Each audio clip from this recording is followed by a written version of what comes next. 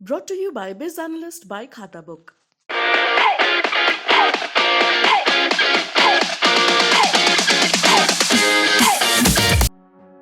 रूस के राष्ट्रपति व्लादिमीर पुतिन ने अपने फ्रांसीसी समकक्ष इमैनुअल मैक्रों से दो टूक कह दिया है कि यूक्रेन के साथ समझौता तभी संभव है जब रूस के वैध सुरक्षा हितों को बिना शर्त माना जाए। पुतिन और मैक्रों के बीच 1.5 घंटे तक बातचीत चली।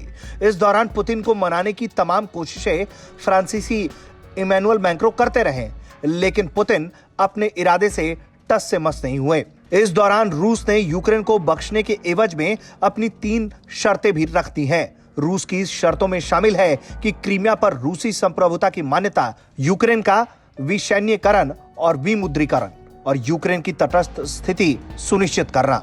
वहीं साथ ही लगाए गए प्रतिबंधों के बाद पुतिन ने पश्चिम को झूठों का साम्राज्य करार दिया है और लगातार लगाए जा रहे सैंक्शंस के बदले में अब पुतिन भी एक्शन में आते हुए दिखाई पड़ रहे हैं।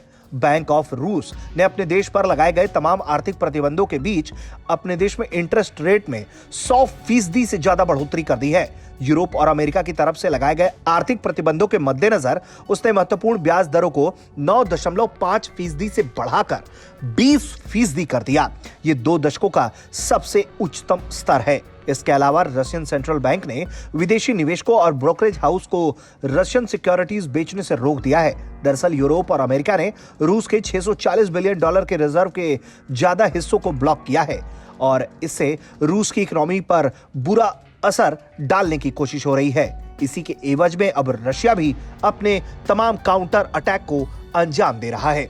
यूक्रेन पर हमले के बीच रशियन करेंसी में गिरावट देखी जा रही है, लेकिन पुतिन का कहना है कि ये सब कुछ तात्कालिक है और जल्द ही स्थिति में बहुत तेजी से सुधार भी दिखेगा और वो वेस्ट के एजेंडे को फेल भी कर देंगे। वहीं यूक्रेन की जमीन में रूसी सेना की ओर से की जा रही बमबारी, गोलीबारी और रॉकेट के हमले से जो है स्थिति काफी तनावपूर्ण बनी हुई है।